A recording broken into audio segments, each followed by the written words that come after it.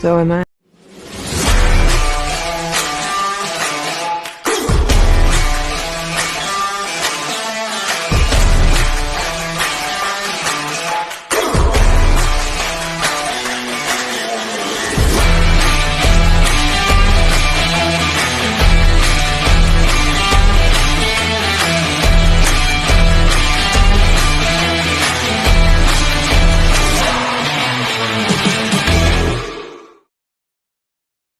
Check. Hello, everybody. How are you? It is Wednesday. Check it out. Yo, the boys are in his house. It is New Comic Wednesday. Beautiful weather. What a great day. I know. It is 71 beautiful degrees outside today. The sun is shining. It is. And the computers called us and said, it's comic book time. We need to be talking some comic books. That's right. We will. Fraga Boom is our guest. And let's say Past Master Dan, Randy Howell. Hello. Leg Kick is in the house. Chris Thacker. Hello. Amanda B. What is up? Marcus Kelligrew, Belmont Press. Admiral Wackass. Wootel. What's up, everybody? Pinned to the top of the chat is the sign-up page for our newest project from the world of Kordrath, Lilith, Infernal Conflict. We'll share it and show it later. But without further ado, let's bring on the Boom. What's up, Boom? Oh, that is apropos. Banana time. Is it Chiquita? No, it's one banana. Oh, it's just one. It's one. It's just one banana. All right, yeah, we're gonna start the show off. We've got a major fanboy question. We're gonna show you a picture of two ships in space, and you tell us which one would win in a dogfight. Dennis, share the screen. And this comes courtesy of. Nope, it doesn't matter. Just share the screen. Come on, it doesn't matter. It does. No, it doesn't. Who would win in a fight? Well, the Enterprise can destroy a whole planet. So yeah, I'm going with the Enterprise. The Enterprise can destroy a whole planet? Yes. Yeah. When was that? Many times. Wow. They don't actually destroy a planet, but if you watch the Mirror Universe one, which is the same Enterprise, they lay waste to the Hawkins. I think the Star Destroyer would take it out. Now, Dennis tells me, no, the Star Destroyer shoots lasers, and the Enterprise has force fields that can repel any laser. You know what I say to that? What? Can that fucking force field repel a straight-on fucking physical hit from that big-ass Star Destroyer? Good luck, dude. That's like trying to hit a fly with a pencil, dude. Go ahead. Yeah, exactly. Only the Karate Kid could catch a fly with chopsticks. That's I don't know right, what you're but he talking needed about. two. The amount of space. Picture my hand. Okay, right. That's the Star Destroyer on its back, right? How's it going to hit? And this is the Enterprise. Just goes whack. How's it going to hit it? No, it's not going to do that. It's not going to get out of here. Titanic turning into a speedboat. No. It's not going exactly. It's not going this. It's like an Impala racing a motorcycle. You know. Boy, Dan, if you're not going to take my side when I have you on our show, I'm not taking anybody's side, Andy. You just took Dennis's side. I didn't take Dennis's side. I took the Enterprise, which is my side. Right. Always take my side. Damn you. You're supposed to back me up. So Billy put up a really good one because he actually put up a clip, which even Picard says, oh, lasers can't penetrate our shields. Yeah, you can sit there and fire all you want. It's not going to penetrate it. Whereas the shielding that's on a Star Destroyer, I'm sorry, a couple of photons, they'll go right through them. The phasers will. Yeah, it's not even a contest. Chris Thacker says legions of TIE fighters come out, swarm the Enterprise as well as the Star Destroyer. I'm with Andy.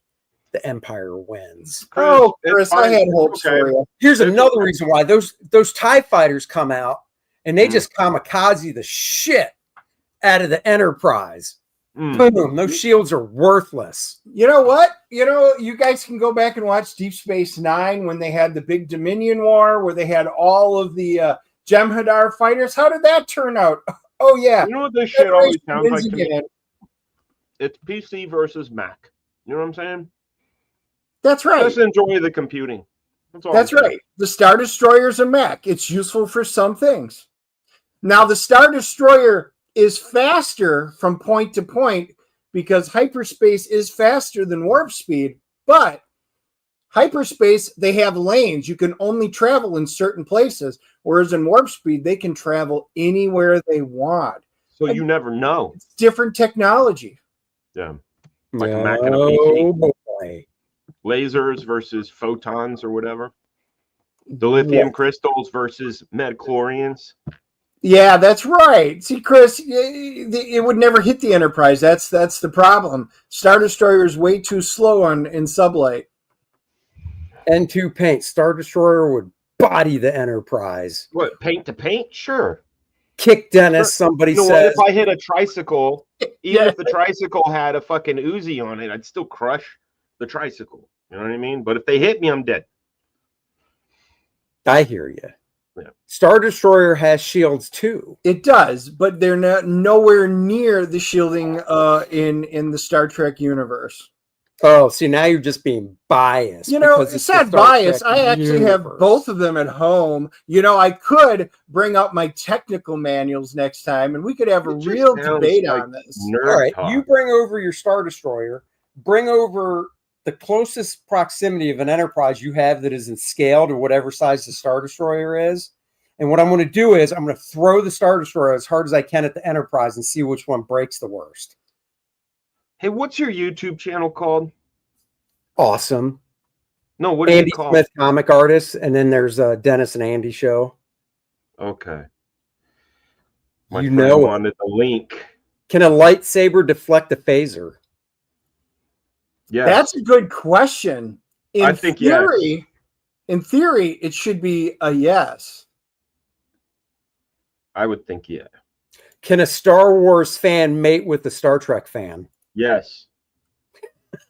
Yes, and then what are their kids? Well-rounded. Battlestar Galactica. Well-rounded. No, I do like Galactica, though. Use the Force, Harry. Their kids come out as Spaceballs. That's what their kids are. Spaceballs, yes. By the way, that was on over the weekend. We caught the end of it. Oh, did you? Yeah. Courtney's never seen it. We're like, you got to watch this. Oh, my God. You were comparing Quest and Spaceballs, 2 required watchings for any of the youth today. How about some Babylon 5 or some Stargate? Oh, for serious stuff, absolutely. Definitely. Farscape, that's right up there. The Expanse is up there. Then you've got old campy Galactica, and then the newer version, which was fantastic. It was amazing.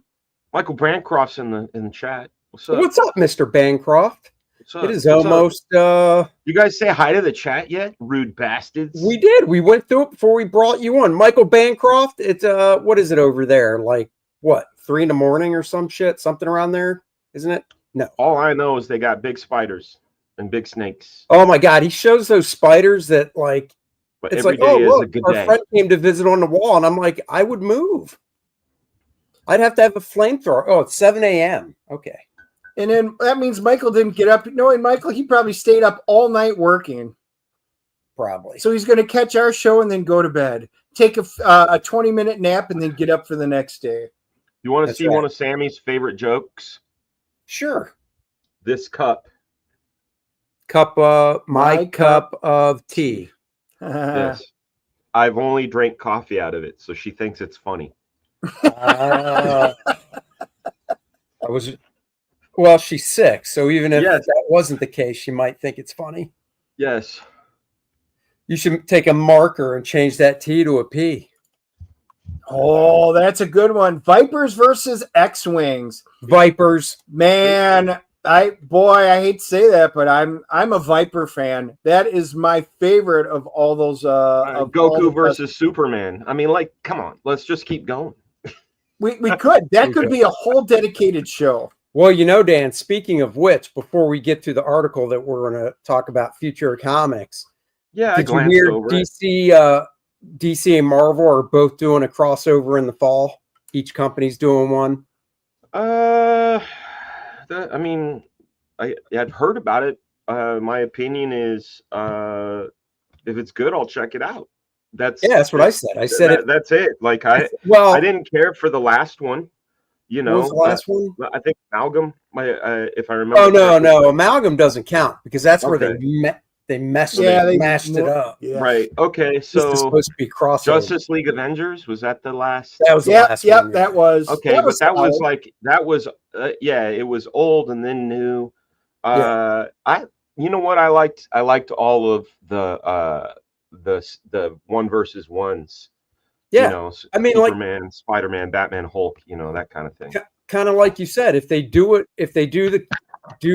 characters I like, it really is going to come down to who draws it. Because if I don't like the art, I don't give a shit who the characters are. That's right.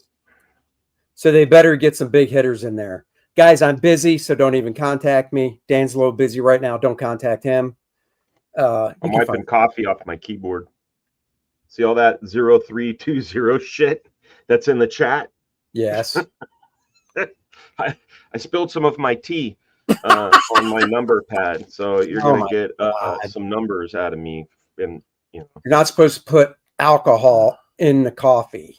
Oh, good. It failed to post. That's good. That's no, good. it didn't. I'm looking right at it. No. There were a whole bunch of other ones that thought I was spamming. Oh, look at that. 23. That's good. That's good. This is the new Fraga code. Fraga code of the week is .02323.0. That's funny. That's his code. And it is. Look at that. 23. It's his code. Weird, man. Yeah, 230. Yeah. 0.0. Wow. Right. That shows my interest in the comic if it sucks. What's that? 0.23% of interest if the comic sucks. Exactly. Because I'm sure there'll be some nice covers, you know. Here's the thing, chat. What is very interesting about the bros, I can't speak for anybody else, but us bros actually do talk during the week outside of the show because we're friends. And Andy and I had a talk yesterday a little bit about Pepe Larraz. Yeah, Pepe. Pepe's great. Dude. Get that big time or whatever it was called. It's a culmination of a bunch of stuff. I got it. You know what though? I prefer him when he's drawing characters I recognize. You know, he did X-Men for a while, and I know his X-Men and his Spider-Man hit me. That big game, like some of the shots were nice, but like I didn't have any attachment to it. You know, it's like watching a movie where you don't recognize any of the actors, and like the cinematographer is great, but you know, but maybe it reads good. Maybe it reads. Yeah, it's like that's not John Holmes. I can't get into this movie. That's right, man. I love John Holmes. Up All Night Long, dude. 1976. That's a classic. Nice. Yeah. Pepe's great. I think he's mostly digital, which is unfortunate. It could be. I know that Jorge Jimenez is digital, but yeah, Pepe. I've seen stuff online where he's draws. Oh yeah, I mean Jorge does sketches and stuff. So does Dan Mora. But all right, let's dive into this article. Are we going to share? Are you sharing the screen for it? I'll pop it up. All right, we'll share the screen, paragraph by paragraph. We'll talk about it. Dan's very good when it comes to this stuff. This popped up the other day when Andy and I were talking, and we were talking. Well, this kind of started. We went and saw our movie last week, and the lady next to us, I had Andy, me, lady, and her daughter, and it was a pretty good packed theater.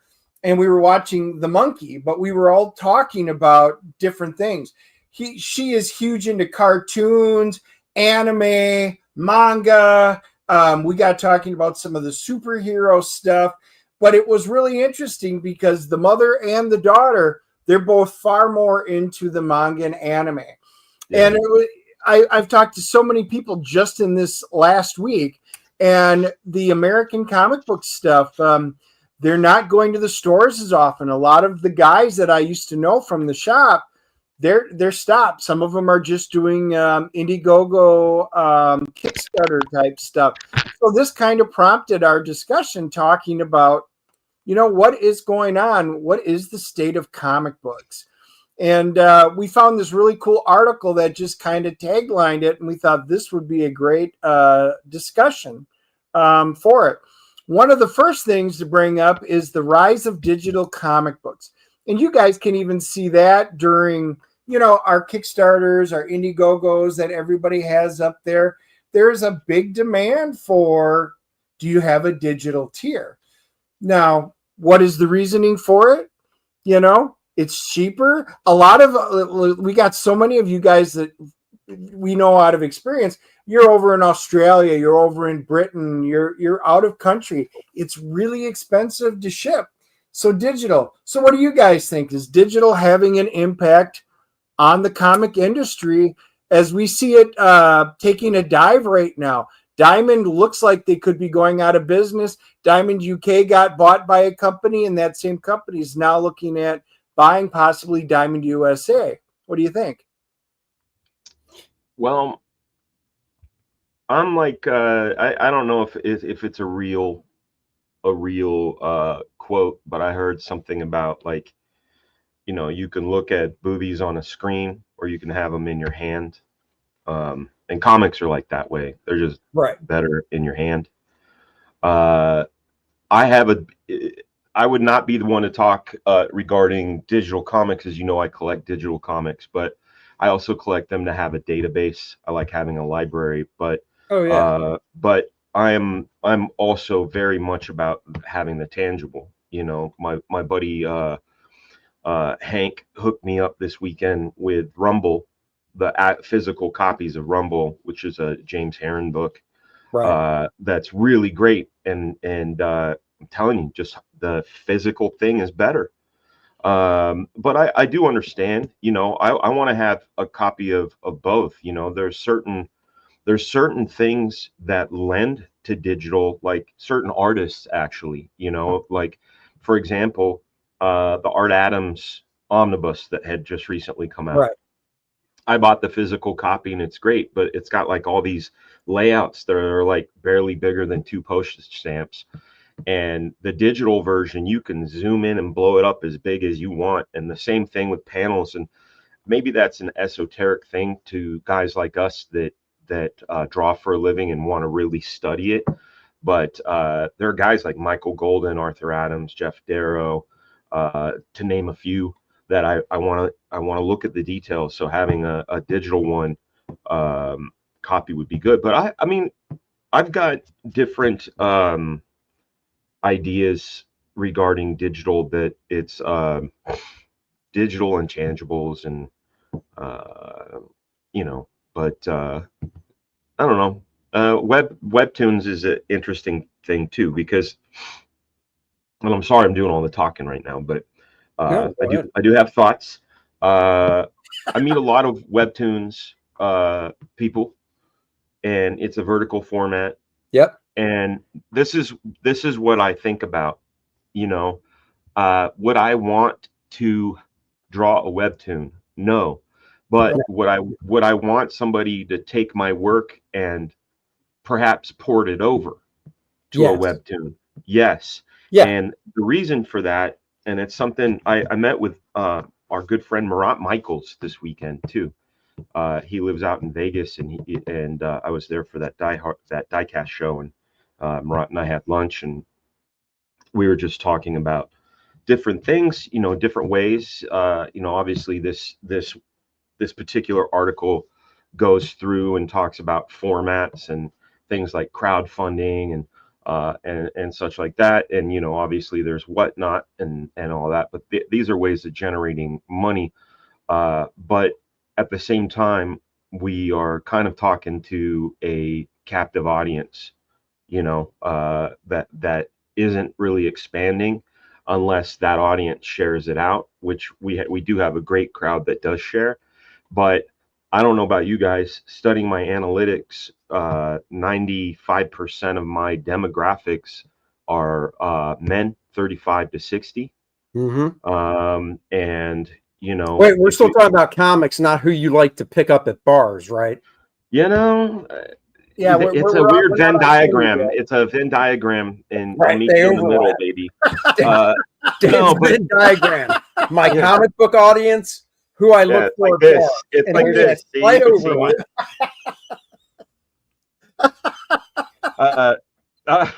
The thing is it's about for me, at least, the way I've been thinking lately is about demographics, going where Sure. the people are. And so, you know, guys like Rob Liefeld releasing a manga version of Bad Blood, or, you know, working those markets, or at least trying to get into those places to get those eyeballs. That's what it's about. So I think the future, at least for people that are working in comics, a couple of banana peels. Yeah. I think the future of comics for people that are already working in comics is to diversify the way in which they get their word out, and shape it for that marketplace. So if you're going to go do TikTok, don't mimic your Instagram. If you're going to do, you know, we do fine on YouTube. We do okay on Twitter and Facebook. But the places where the new audience is, and they're obviously hungry for it, the market's there. They just don't know. They don't know they don't know that we're here for them. So I won't fall for the banana on the tailpipe trick. Yeah, I was just gonna pop that. Yeah, Smokey the Concat's got it right. Expand the fandom, right? You know what I'm saying? It's like, because everything we do is quality, it's likable, but it's not unlike painting the best painting in the entire world, and only 5 people know the directions to the museum. You know, you gotta have a billboard, and you need to be you need eyes to be able to understand that you're out there. So I Sure. think the future of comics is really not about changing formats, because we have formats. Oh Right? yeah, no, I don't. And that's the thing. I think, you know, maybe 6 or 7 years ago, I might have said, "Oh yeah, eventually everything will go digital," but with records making a comeback, Yeah. and stuff like that, I think there's always going to be print. You know, there's Well, just going to be both. It's like you said, it's expanding. It's giving people the choice. Let's Because take your some people, example. You just said music, right? yeah, Yep. Yeah. Here's something, and I'm sorry to interrupt you, Andy. I just didn't want to lose the thought. right. Something that I have ran into several times, and I'm just noticing people run into it in a comic book way, is that you pay for a subscription service, you have Right. this thing, and then if that subscription service either loses the rights to have that thing, or decides not to be a service, you lose the thing. Right. Right? Yeah. And that happens. I had playlists with tons of jazz artists that I like, but then those contracts are up, and now those playlists, I can't find them anywhere. So unless I have the CD, the cassette, or the album, I'm not hearing it. Right. You know what I'm saying? So Oh yeah. Well, I mean, there's physical copies. I'm that way with movies to this day. Everybody's like, why don't you just get, go on Fandango at home, which used to be Voodoo, and just buy it? And I'm like, there are a few things I do, but I like getting the physical one. All of a sudden, my fiber went down, and I was like, what? You're stuck. So I just went upstairs, was able to grab a disc and pop in my disc and watch it. Got to have a backup. Yeah, well, I mean, I think Comixology in their terms of service or whatever. I think it does actually say, because I just saw a screenshot of it, that it's like, yeah, you can, buy it and it's there in the cloud, but it also says something along the lines of, you're well, buying you a don't license. actually own it. So Yeah, you're buying the license to view it. Huh? You're buying the license to view it. Right. And they can terminate that license. That's why I like having physicals. Now, with the Art Adams book, I did get that, but like you said, you sold me on it because of the stuff in the back. You can blow it up to see it. Oh yeah, clear. if those pages were printed, because that's an oversized omnibus, if each one of those pencil pages and Like that thumbnails big. printed full size, I probably would have bought the book and been happy with it. Yeah, I have both. You know, back in the day when Marvel offered, I think they still do, the digital copy when you bought the physical. This was back when I actually bought Marvel and DC comics. Well, they still do it. Marvel does. I would peel it off. I would enter in the codes. I don't know because I don't really get them anymore. But I will read the physical 99 times out of 100. The one time I would was like, all right, I'm going to be taking a long flight. It's going to be 15 hours in the air. I can have them on my tablet and I can read them in the plane. And I was like, all right, there we go. I'll download them that way and watch them. Other than that, 10,000 pounds on this little device. 10,000 pounds of comics right here. Right. That's right. That's the benefit. It's not as enjoyable for me. I don't like it as much, but it's useful in certain situations. And you know, like Chris, owning only digital makes them not yours ultimately. You need physical. Well, the other issue with that is some of the movies, you know, let's say you wanted to watch Looney Tunes and now they have, you know, they had descriptions up or warnings, or you no longer get to see the Roadrunner and Coyote, the Coyote go over the cliff and impact. They removed it. I want to see all the original stuff. They now edit stuff and will only show you edited stuff. If you don't have the regular copy, you lose some of that. Yeah. Yeah. I mean, if you're one of those people that for some odd reason thinks E.T. is a good movie, you probably want to see it where the cops are holding guns and not walkie-talkies. Correct. That is true. You want to see Han shoot. Boy, that actually brings a question because we haven't watched it yet. No. I have to find out which version that is, the new one. You want to see Han shoot first. That's right. Hans should shoot first. Yeah. But anyway, that's just it. Webtoons was one of the things Dan brought up, you know, and this is it was a younger audience. Now, my daughter, who's in her late 20s now, she grew up with Webtoon type stuff. So even like, she's like, hey, Dad, you should check this out. You should check out this title. I'm like, I've never heard of it. Oh, it's a Webtoon. Then I've got my niece and my nephew, and they're on Webtoons, and they're sitting there scrolling. And I'm like, okay, I don't know if I would enjoy that, but it definitely is a market because these kids, which are now, you know, it's a decade, 12 years later, they're used to it. They enjoy it. All of their friends are into Webtoons and stuff like that. And I know some of the Webtoon creators will take their Webtoons and then publish them as trade paperbacks. Yeah, they'll move it. And it, you know, it's like you said, if I don't have a problem with Webtoons, if somebody wanted to take the work and format it for Webtoons, okay, I'd want to, you know, obviously look it over and make sure I approve of it, because that's our thing. Webtoons, if I understand it right, it is a specific, each panel's a specific format size, isn't it? You can't vary. If you scroll, yeah, well, no, it's not that. It's just that each instance is a certain size. So what you put in that instance, you can do whatever you want. That's what I'm saying, right? But it's a vertical format, right? No, I know.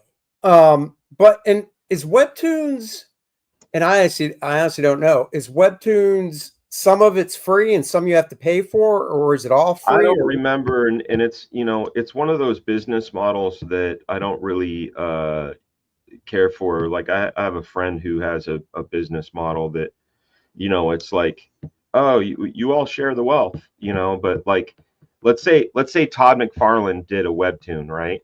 Right. And my son Harrison does a Webtoon. Right. People are gonna subscribe to Webtoons for Todd, and they may find Harrison. Sure. But why shouldn't Todd get a bigger piece than Harrison? You know what I'm saying? I'm not sure if it works that way. I think it's I'm not quite sure how the payment works on this. Yeah, I have no idea. But I think it seems like everybody. I mean, when I was at CrossGen, you know, 20 years ago now, 23 years ago, you know, Mark wanted to try everything.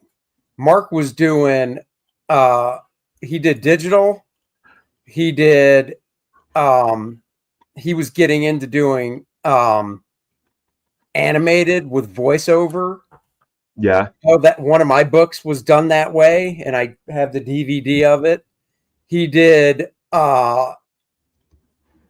compilation, trade paperbacks where, he started with the core 4 titles, and the one trade paperback was issue 1 of each one, and those were cheaper to buy. So his whole thing was to get it in as many different formats as you can, and I think that's fine. That's why I go back to what I said earlier, which is I don't think print's ever going to go away. I don't either. I sure hope not. Chris brings up the point, property law is not caught up to digital ownership. It's only a matter of time until you really don't own it if it's digital. You're just licensing it. It's not just a matter of time. It is the time. That's basically what the small print of these things are saying. Yeah, if Marvel, like Dennis was saying, when you get the Marvel book, peel off the little sticker on the inside, type in the code, download it to your account. Yay, it's mine. Until Marvel pulls it down or whatever, then it's not yours anymore. Right. But the one thing I think Ethan said he subscribes to it, and I looked at it. It's like $100, maybe 110 for a year. DC has a thing where you pay that, and you can't. I don't think you can download anything. It's read only, but you go to their website, and I mean, they've got almost everything they've ever published. You can search through and read. That's pretty cool, except you need an internet connection. Right. That's the thing. You need to have an internet connection, where in this day and age, I mean, if you're on a plane, you pretty much have it. If you're at a hotel, I mean, you're pretty much covered there. Yeah. And like I said, I haven't checked into it. I just looked to see what it cost and what you got. Maybe you can only download one at a time or some shit. I don't know. I don't actually mind that model because, you're paying $100. You never own it in the first place. If you're sitting at home or you're at a coffee shop, as long as you have internet access, you're like, I want to read Action Comics number 12. Yeah, see, my brain is synthesizing the idea of the movie business, right? Like we saw them on film, they put them on Betamax, they put them on VHS, they put them on Laserdisc, DVD, Blu-ray, HD DVD, and now streaming. The one thing that's different, though, except for niche markets, is the collectability aspect of it, right? Right. Like, oh yeah, they kept turning up the juice. Like for example, today I posted something on Facebook because it cracked me up. The audio commentary by Ben Affleck on Armageddon is absolutely hilarious.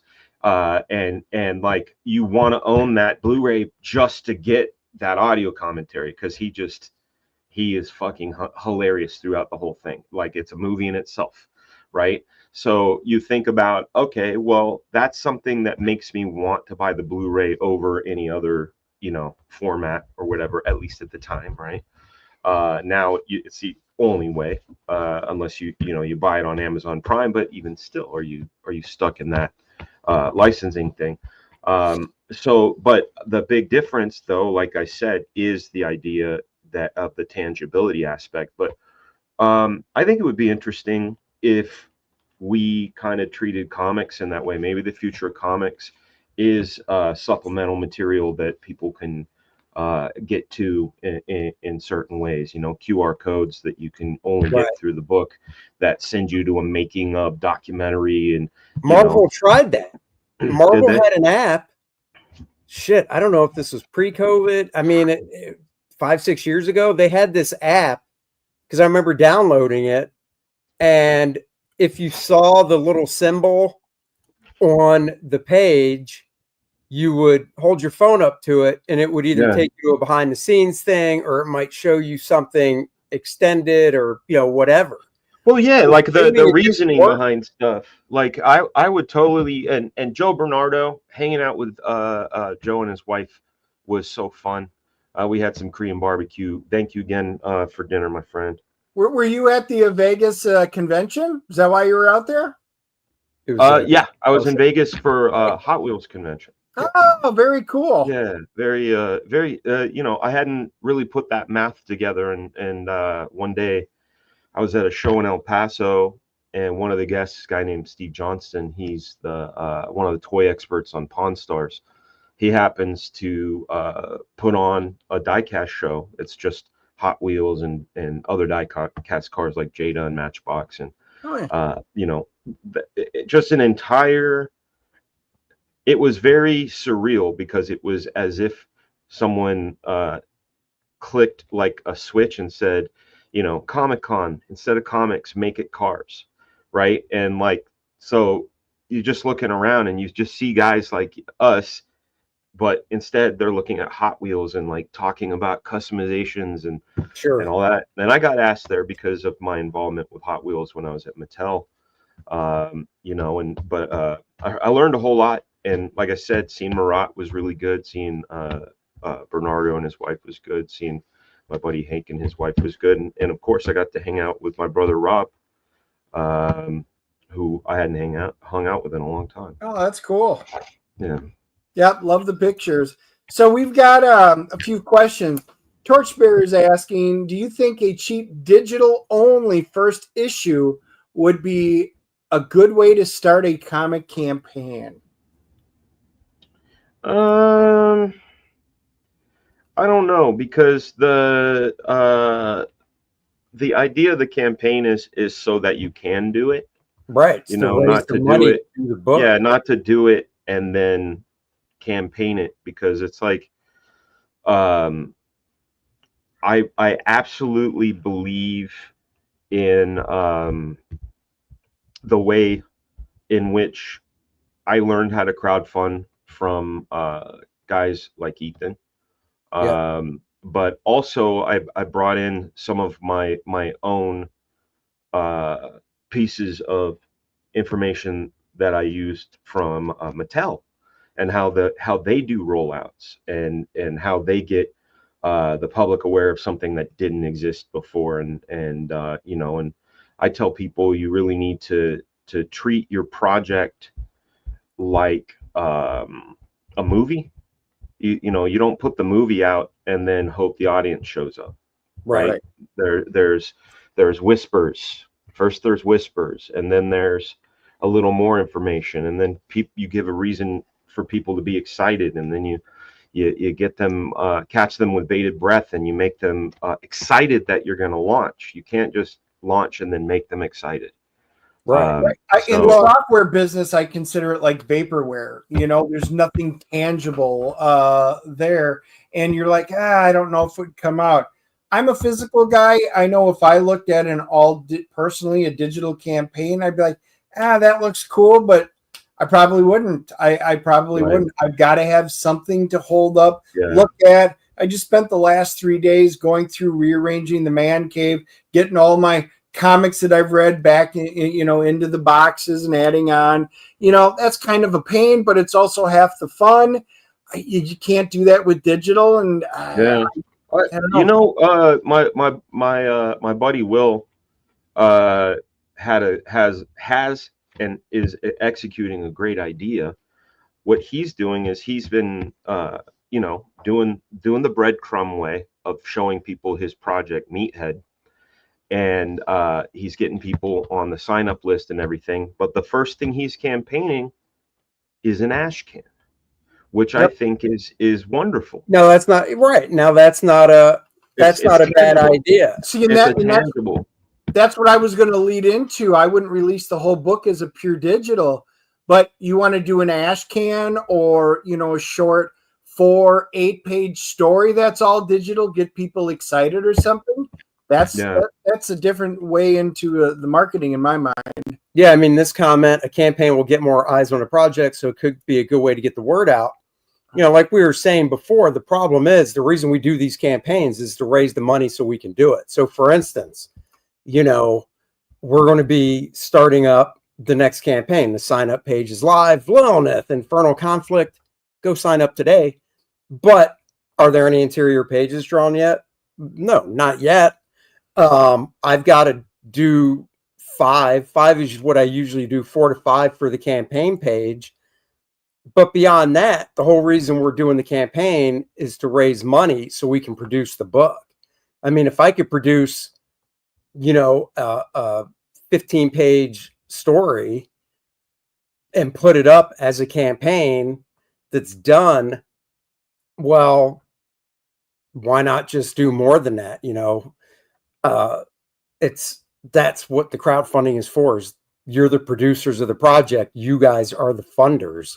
Yeah, Torchbearer says, I have 60 pages done for a story intended to print, coloring them now, but I want to do a 12-page, $1 issue with a digital-only story. And see, that's not, and that's a great test. You've got 60 pages done. So why not? That's a case of you've got that work done. So why not do 10 to 12 pages for $1? And it's like throwing spaghetti against the wall. See if it sticks. It might work out great. And then when you actually launch the full book, you might have, all those people that backed it for the $1 for that, 12-page digital that come and just jump right on board.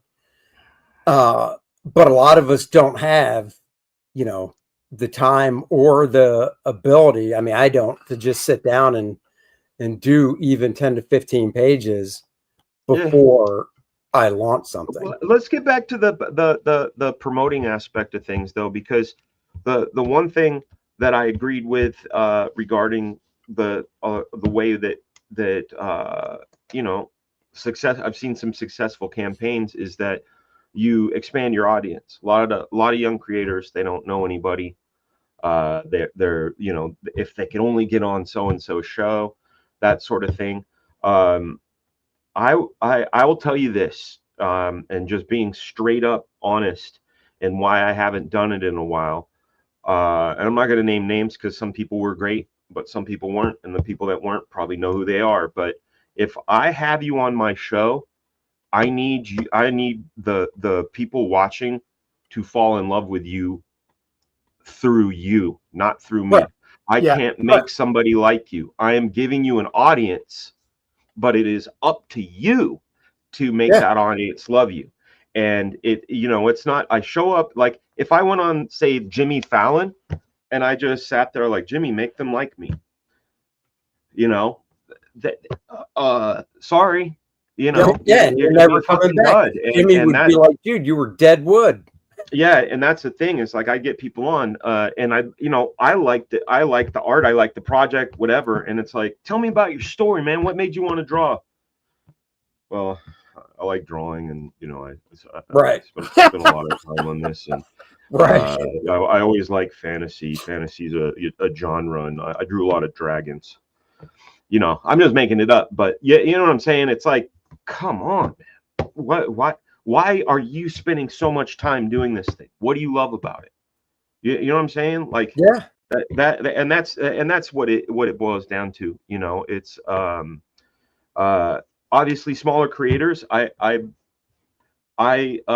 implore you to branch out or create your own networks. Before the professionals, I knew Andy peripherally. I knew Billy peripherally. I knew Art from the studio. Now these guys are my best friends. We get together and we do a show every week. We support each other, and so I recommend getting with like-minded individuals, creating a sort of network. Also looking up and out.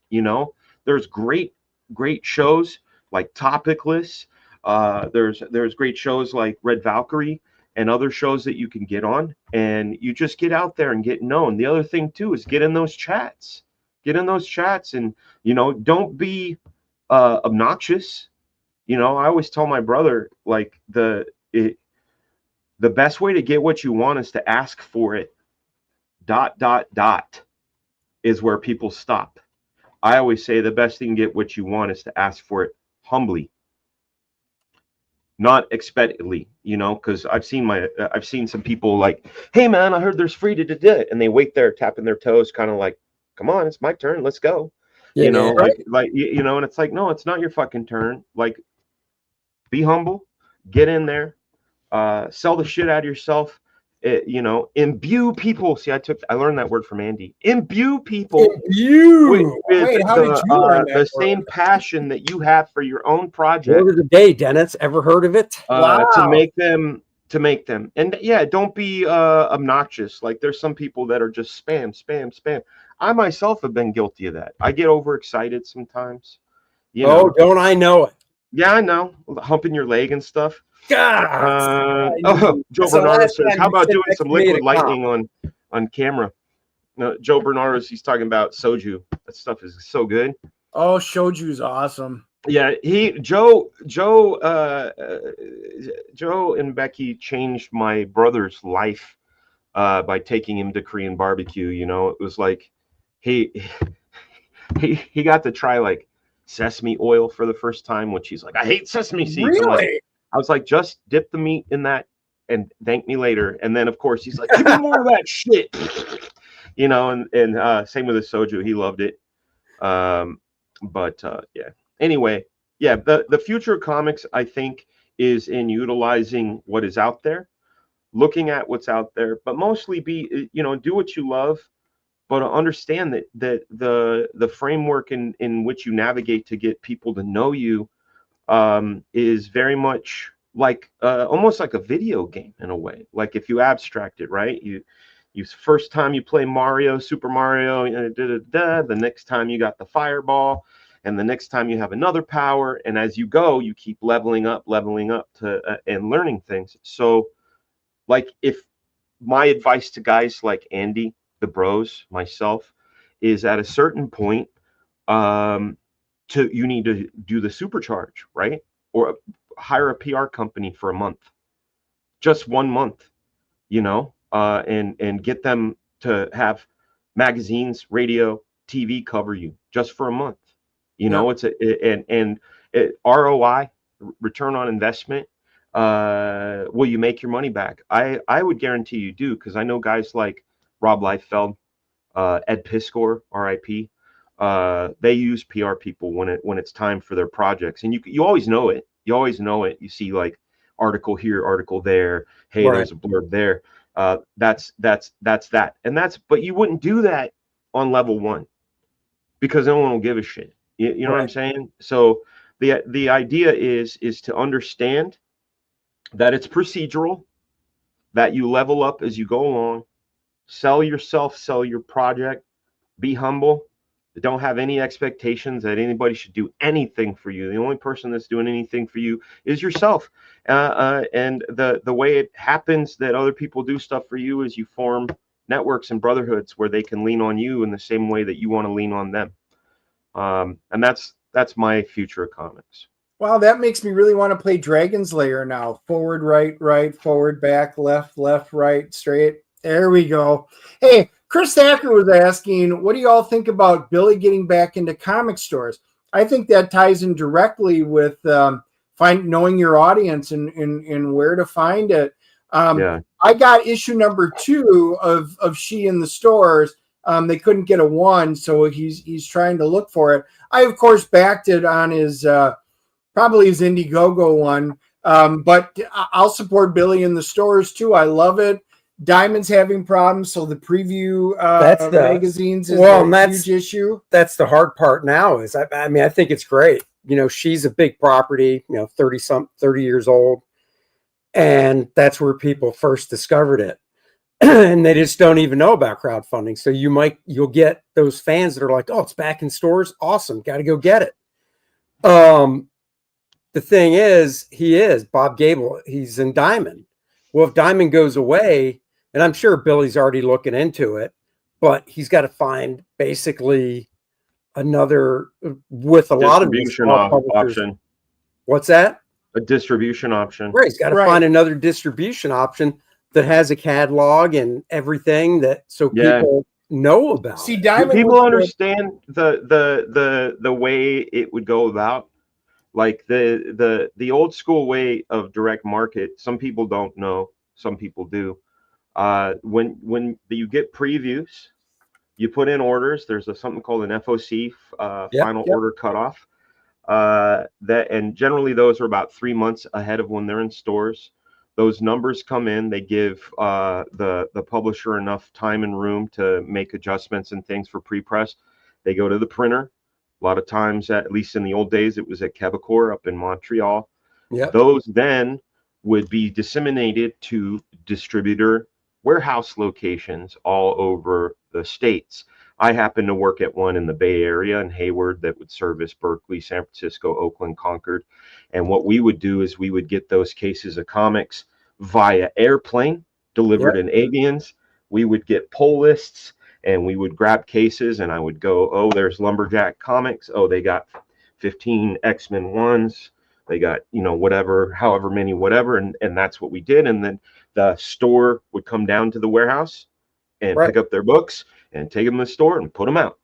Yep. So it was kind of good for everybody because everything was hubbed. All the publishers could go to the printer could go to the locations, the retailers could go to those locations, it goes out. Now, if you're gonna get your stuff in stores, it's they're gonna have to deal with delivery after delivery after delivery because it's harder. It's more piecemeal. Yeah. I feel for comic shops now just from talking to them. Ordering's a lot harder and getting the stuff. My local shop didn't even get their previews last month. I've got it out in the car. The one for March just came in today. So I take it home, and now Marvel's got one, Image has one, DC's got one, and then previews now covers everything in there. Previews for you smaller publishers, they used to have a minimum that you could do before you could get into it. However, now it's like, because they were losing all their business to Lunar and Penguin and stuff, they cut that out, and they're like, there's no minimums, even if it's 500 copies, they're allowing it. But that's actually in jeopardy of going away altogether. So then what happens to that small press market? It's not even going to be an option. Yeah. It's really strange, man. It's Another thing too is just to get back to that article, because I know you got to go at 4. I do. One of the things in the article did mention crowdfunding and stuff. Oh, you didn't have to share it. Okay. But it did mention crowdfunding and stuff. But you got to realize crowdfunding, it's a tough road. It's like Dan was saying before. You've got to build an audience. You've got to get yourself out there, whether it's with Comic-Cons, but actually more importantly, YouTube, Rumble, create a presence, create a YouTube channel, and start building that audience. It's all about interaction. And honestly, if you don't have a personality, and I'm being serious, if you're like, well, I'm an introvert and stuff, either see if there's depending on where you live, see if there's improv classes in town, go take an improv class. That'll help. If there's not, look on YouTube. You can almost find anything on YouTube these days for how to do stuff, but you just got to get yourself out there. It's tough. So, crowdfunding's great, but at the same time, if you don't have really any presence yet, you almost need to take 6 months to a year just to build that up before you even launch a campaign. That's right. If you just basically go, well, I want to do a book, I'm going to crowdfund it. I've never been on a channel. I have a Facebook page and that's it. Right. And you're everybody in my town loves me and my comic shop thinks I'm the greatest. Right. And then you just put the campaign up. I mean, the nice thing is it doesn't cost you any money to put the campaign up, so you can do it for 30, 60 days and cross your fingers, but more likely than not, it's not going to go anywhere. Promiscuous says, and Randy Howell's got a good point. On an outdated system, shops don't have the proper software to continue. The shops, there's a high chance it's going to go the way of Book World and Walden Books, and the sphere is shrinking in terms of the audience, and then going digital versus not. The comic shops, the audience isn't shrinking though. the audience for maybe American superhero Marvel DC stuff is shrinking. Yes. Right. And but where you got to be where those things are, right? And that's bookstores. Right. You know, things like Yeah. that. I honestly think that if it made it into people's hands, that's all it really takes. So You know? I would almost think, going back to Chris's question about, Billy getting back into comic shops, Dan, let me know what you think of this, and you too, Dennis. I would almost think if you're going to get back into a brick and mortar, it might be more beneficial to get it into a Barnes and Noble, Books A Million, because those get more traffic than a comic shop does. But right. Now, does that section get more traffic? Because that's the other thing. They might get more foot traffic, right. But then you have to break it down to what's the foot where traffic you get shelved in the graphic novel section. Their manga section is and floppy. You're not going to get. There's no. You wouldn't do a floppy. No floppy opportunity, right? So you're looking at 64 pages or more. Right. You would just take your crowdfunded book, basically, if it is 48 to 64, not reformat it. That depends on the SKU number, right? Like where they put you. Like if you sold as a manga book, right? Like that's just it. That's why I thought the Rob Liefeld's approach with Last Blood doing a manga version was so genius. Who else did a manga version of their book? Kordrath the Reckoning. Yeah, they did. Another genius. Another genius. And as much as I like Rob, we actually did ours first.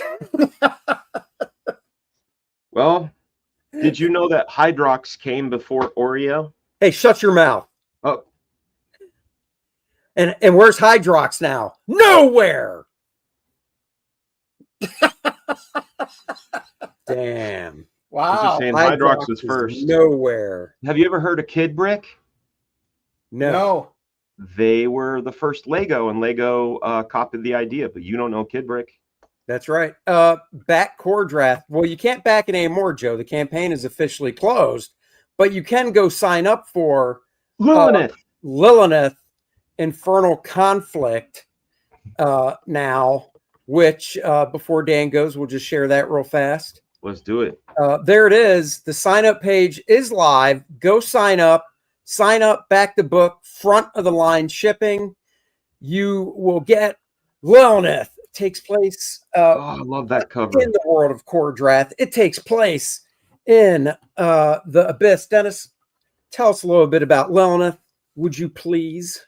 Yeah, this is going to be a bit of a different story. This is how Kordrath, it's fantasy, but it's also got that light humor and stuff. There's going to be none of that. This is going to be good, dark fantasy. There is the war of the infinite fields. So you basically have the 9 layers of hell fighting the 666 layers of the abyss. Well, what is Lilith? Why is she there? You guys get to find out her backstory, find out all about her and what's going on up there, because everything that's going on, or I should say down there, has a direct impact on the Shattered Reach in Kordrath's world. So yes, a complete look at a different plane of existence and her home and what her role could possibly be in Kordrath. That's right. And of course, for this, we always do homage covers, and there's only one homage cover to choose for this campaign. That's right. And you'll know what it is just by looking at this piece of art. So go sign up for that. This will be launching sometime around April or May. So it just depends. We got to get Kordrath shipped out. Kordrath, by the way, guys, books will be in the house March 19th. Books will be here, and we can start shipping them out. Yeah, you could dance a shillelagh on the St. Patrick's Day, knowing in 2 days that the books are coming. That's right. That's right. Randy Howell posted that you got your shirts. That is awesome. I know somebody got the beanie. The other shirts should have arrived as well. I think Randy was the only one that wasn't in country. Nope, Paul Taylor as well. Paul Taylor probably got his too. or should be soon. So the shirts are arriving. We got the minifigures back here. Books are in-house March 19th. I do have the Core Draft, The Awakening, the layouts book in-house. So March, middle of March, those last couple weeks, busy time with us getting the books out. We're trying to do it all in a couple weeks. So there you go. What movie are we seeing this week, Dennis?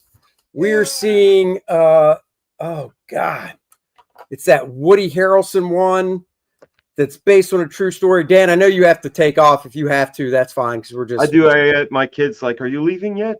That's why I keep getting. Now I was going to say, in response to your text where you said you have to pick up your kid, my first response, which I didn't type, was last I checked, they have 2 working legs and they need to learn a little more responsibility. Just saying, Dan. Cut the leash, make them grow up a little faster. Yeah. What is the studio, Dawn? Dawn, is that your show? Dawn says you need to get on the studio. If it's your Saturday show, it's tough because the kids are home and it ends up turning into family crazy stuff.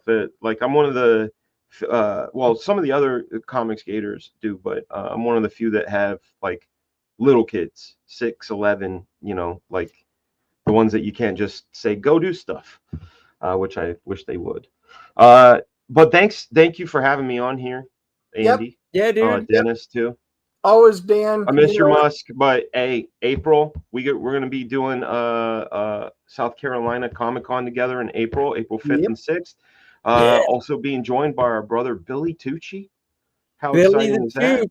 You're gonna get 3 out of 6 bros in one show, which is always a good thing. It's gonna be a great show. Yeah. Big respect to the chat. I'll see you guys later. All right, Dan. Take care. Peace. Bye. And Shane Davis will be there as well. Don't want to leave him out. Yes, we are seeing Last Breath. That is it. With Woody Harrelson. I can't remember his name, but he's the dude that played Shang-Chi. He's in it as well. It is based on a true story. I love stuff like that. It looks really good. So, you know what? It's kind of a light week. So that's what we're going to go see. And we'll drop our movie review Friday morning. And of course, we're doing our review. As soon as the movie's over, we jump in the car, cue up the camera phone, and record it right from the car. That's it. Samu Liu. I probably mispronounced it, but that's the guy. He's in it as well. Woody Harrelson. I think it looks good. So fingers crossed. We've had a few good ones in a row, so let's hope it continues. Yes, we did. And the review is up on each of our channels. So basically, because we like to be teases, we did see Cap 4. And if you want to know what we thought, go check out the review on the channel. And there you go. We did. We brought in Christian Blatt. We did an immediate we did that reaction, as well, too. Yeah. And then we also did the full spoiler review with Christian Blatt. That was last week. It is South Carolina Comic-Con. SC Comic-Con. SC Comic-Con for short. And it is April either 5th and 6th or 4th and 5th. It's a 2-day show. It's that first weekend in April. It is fantastic. It's a great show. Fantastic show. Giancarlo Esposito is going to be there. I know. I saw that. He was at it. I was like, I wonder if I got something for him to sign. Buy your tickets now, they said. That's right. Guys, go sign up for the next book from Astonishing Comics and Dennis and Andy, Lilith, Infernal Conflict. Core Draft will be coming your way soon. If you missed out on Core Draft, of course, we always overprint. It'll be part of the new campaign, and we'll put them up on the website too. So there you go. I did. I took a bullet for you. I took a bullet for you, John. Oh, wait. You got Hot Wheels Toth Comics. I have a book called Alex Toth Hits the Road or something like that. It's an oversized book that collects a lot of his. I got a couple of issues, but I don't have the whole run. I don't have any of the individual issues. The only Hot Wheels comics I own are the 2 that it's either 1 or 2 that Neil Adams did. Core Draft merch. Yes, go to the website. We still have some t-shirts available. I think they're on the website. T-shirts might not be because they're very limited with what we have. But go to coredraft.com and hit the store. There's a nice frosty mug you can get.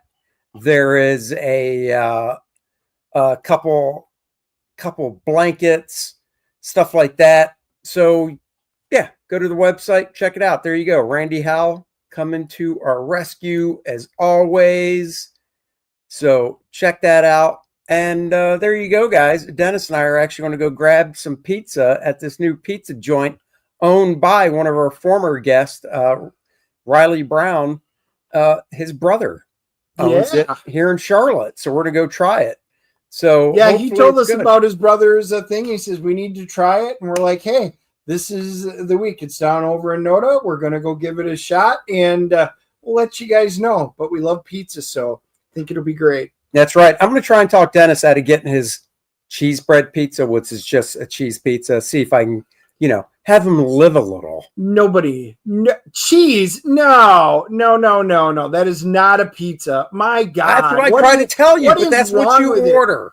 Everybody who knows me knows cheese. I will never order a cheese pizza in my life. Unless there's literally nothing else. Since we're driving. The more the better. Anything but sardines. Since we're driving basically 20 minutes away, on the way back, if we pass a Dunkin', I can get a sweet-ass plain cake donut for dessert. You should have reminded us. Fraga sent us a text because he sent a video because he went to, I think it was Dunkin' Donuts, and he pulled out a glazed donut. And then he pulled out a plain cake donut. Oh, my God, why? Of course, Andy said it's the best. It's the bomb. And it's not. All right, guys. We will catch you later next week. Be here, 3 p.m. It's our last show because the week after that, Dennis is going on his first vacation of the year. Keep tally, everybody. Get your bingo card with Dennis's vacation destinations.